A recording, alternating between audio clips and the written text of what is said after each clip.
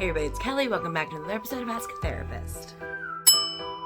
New Year, same me. I am back and I have missed you a lot. Thanks for the grace of having this December off and the opportunity to spend time with friends and family and just sort of regroup for myself so we can hit the ground running or had a slow, leisurely walk in January. This week we're talking about 3 things that I believe queer people need to stop doing and 3 things that we need to start doing in order to set ourselves up to have 2023 be a great year, no matter what else is happening in the world.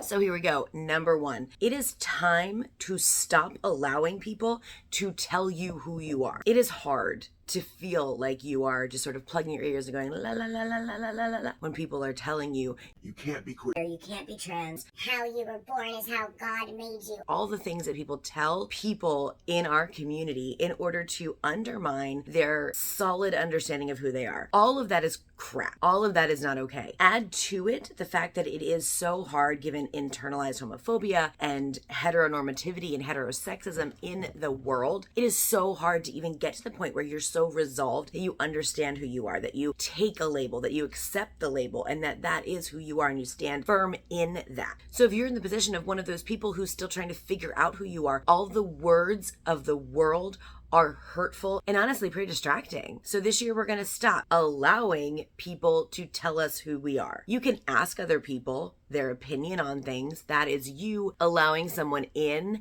and allowing them the trust and the confidence to speak into your life. But somebody that you did not invite to speak into your life, when that happens, I need you to remind yourself, I did not invite this person's opinion into my world, and I do not have to be bound to their opinion, even when my thoughts go all sort of swirly and what if-y.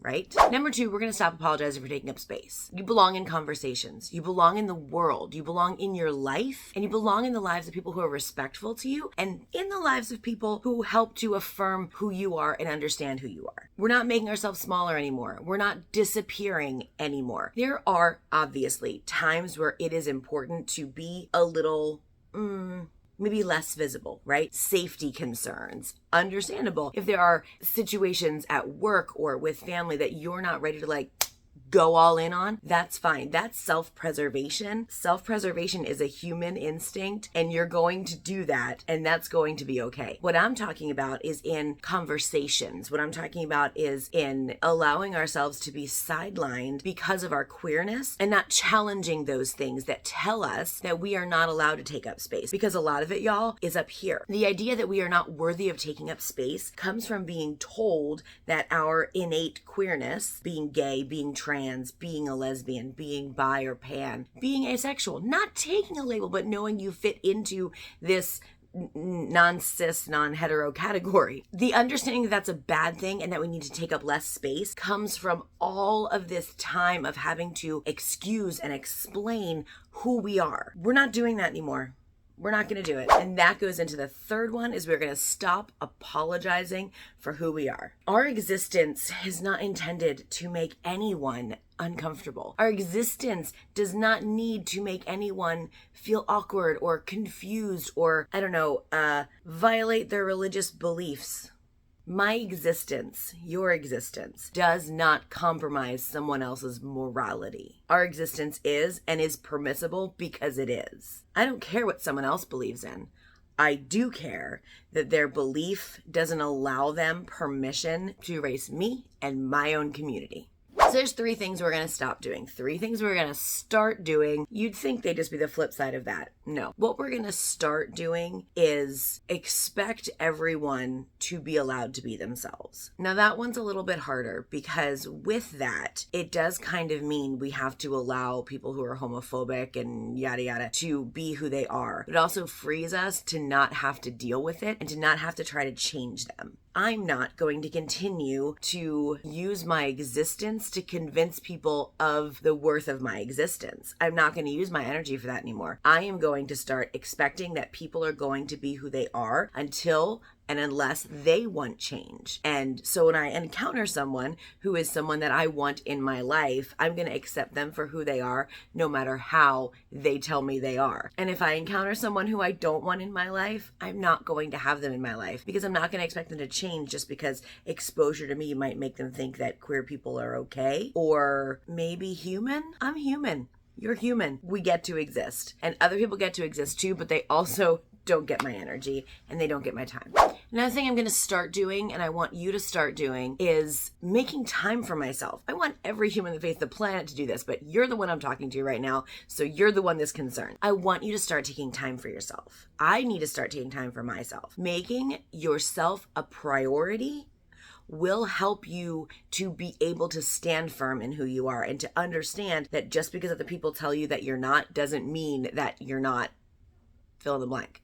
If we're going to stop all three of those things and start other things, we have to take time for ourselves to process that. That is not going to be an overnight, okay, we're doing this thing. This might be a daily redirecting of your thoughts, reminding yourself of your true statements, and helping yourself to get to a place where these aren't very hard anymore. But in order to do that, you have to take time for yourself. Maybe it's journaling, maybe it's walking, maybe it's setting your alarm a little bit earlier and spending a little time in bed just sort of staring at the ceiling and preparing for the day. Whatever it is that's going to give you space and time and margin in your life to do the priority things for yourself that you need to do, that's what you need to do. Make yourself a priority. Make yourself the priority.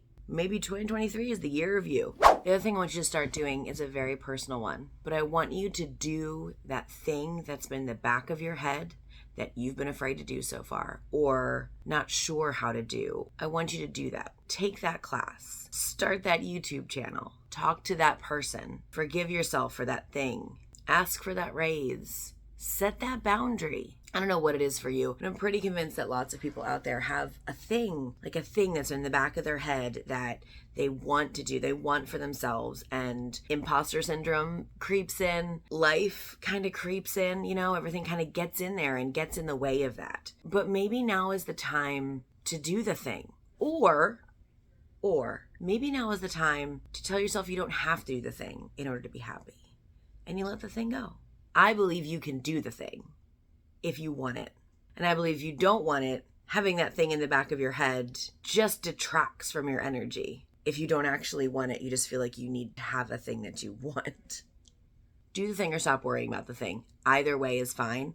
Don't put a timeline on yourself. Don't be like, I'm going to do the thing this January. I'm going to do it by the end of the year. No, just look at the thing, decide the doability of it, and then do it or throw it out.